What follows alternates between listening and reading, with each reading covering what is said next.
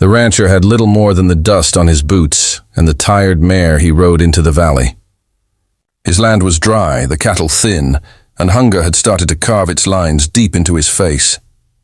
Still, he pressed on through the desert, stubborn in his belief that hard work could bend even the most merciless soil to his will. That morning, he rose before the sun, his rifle slung over his shoulder, hoping to bring back enough game to feed himself for a week. He never expected what waited beyond the canyon ridge. The first sign of trouble was smoke curling into the sky, black against the rising dawn. He dismounted, rifle ready, and crept toward the sound of distant shouting. What he found turned his blood cold. 2 Apache women, sisters by their looks and their cries, surrounded by armed raiders. Their captors were no Apache warriors but outlaws, scavengers who prowled the borderlands, preying on anyone unlucky enough to cross their path. The women struggled fiercely, but rope bound their wrists, and rifles leveled at their backs kept them still. The rancher knew he could turn away. This wasn't his fight. A poor man with no kin and little hope had no business drawing iron against 4 hardened raiders. But something in the way those women stood, defiant even in capture, struck a chord inside him. His mother had raised him to never walk past suffering if he had the strength to stop it. He breathed deep, fingers tightening on his rifle, and made his choice. From his hiding spot, he steadied his aim. The first shot rang out sharp, echoing through the canyon. One raider dropped before he even knew death had come. The camp exploded into chaos, shouts and curses filling the air as the rancher fired again, scattering the men. He had no time to reload before a bullet whistled past his ear. Diving behind a boulder, he cursed under his breath. The sisters ducked low, one shouting words in Apache that he couldn't understand, but felt in his bones carried hope. A second shot rang from his rifle, this one wounding a man who staggered backward, clutching his shoulder. The remaining outlaws scrambled for cover, outnumbered now that the rancher's courage outweighed their greed.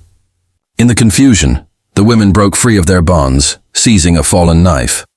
They fought with fierce precision, one cutting down a raider, while the other drove her captor back toward the fire. The rancher, reloading as fast as his shaking hands allowed, fired the last round that drove the final outlaw fleeing into the desert night. Breathing heavy, he stood from behind his cover. The sisters stared at him, wary yet unbroken. Their faces were painted with ash and sweat, their eyes sharp as flint. Slowly, one of them stepped forward, her voice low but steady. She spoke words he could not follow, yet gratitude needed no translation. She touched her chest, then extended her hand toward him. The rancher lowered his rifle, his breath ragged, and nodded. He had risked his life for strangers, and now found himself staring into the eyes of 2 women whose lives were tied to a people he had always been warned to fear. In that moment, he felt the weight of what he had done and the price that might soon follow. Night fell quickly, the desert wind howling through the canyon. The women gestured for him to follow, leading him away from the raiders' camp. He hesitated, torn between the safety of solitude and the unknown path opening before him. Yet something in their gaze urged him forward, and for the first time in years, the rancher felt he was walking not alone, but with purpose. As they made their way through the darkened hills, the thought gnawed at him, sooner or later. These sisters would lead him back to their people. And what judgment would an Apache chief pass upon a poor rancher who had dared interfere in their fate? Still he kept walking, for his heart already told him there was no turning back. The rancher had not expected the journey to be so long, nor so silent. The sisters moved like shadows through the desert, sure-footed even in the dark, guiding him by gestures when words failed. He followed at a distance, wary yet bound by the choice he had made. By dawn, the rising sun revealed smoke curling from fires in the valley below. An Apache camp, alive with the bustle of morning. His throat tightened. He had heard stories, whispers around saloon tables of what happened to outsiders who crossed into Apache lands uninvited. And here he was, walking straight into their heart. As they descended into the camp, every eye turned toward him. Men paused in sharpening arrows, children clutched their mothers' skirts, and warriors stood with hands resting on their spears. The rancher felt the weight of those stares like arrows already loosed. His instinct screamed to reach for his rifle, but he forced his hand still. He was outnumbered 100-1. To flinch now would mean death. The sisters walked ahead, their voices lifting in explanation, urgent, yet measured. The people parted to let them pass, though their eyes lingered on the stranger. At last they stopped before a figure seated tall beside a fire, an elder wrapped in a blanket of woven patterns, his face carved deep by time and sun. The rancher knew without asking. This was the chief. One of the sisters stepped forward, speaking swiftly, her hands gesturing toward the stranger at her side. The chief listened without a word, his gaze fixed on the rancher with a calm that was more dangerous than any weapon. When the woman finished, silence stretched heavy across the camp. Then the chief rose, tall despite his age, and took a step closer. The rancher swallowed hard. He wanted to speak, to explain, but no words came. His voice would only sound clumsy, his tongue foreign in this place. Instead, he did the only thing he could think of. He removed his hat, bowed his head, and set his rifle carefully at his feet. A gesture of respect and of trust. A murmur ran through the gathered people.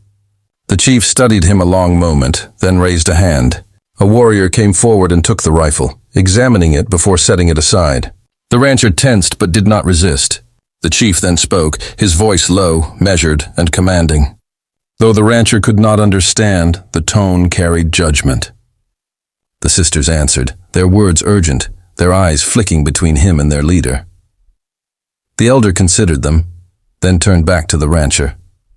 Slowly he gestured toward the fire and motioned for him to sit. Relief and dread tangled inside the rancher's chest.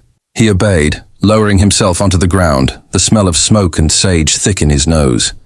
The people gathered around, forming a circle that pressed him with its silence. Food was brought, corn roasted over the fire, a bowl of water. The rancher hesitated, then ate, though every bite felt like it might be his last. The sisters sat close, speaking quietly to the chief. Finally, the old man's gaze softened, if only slightly.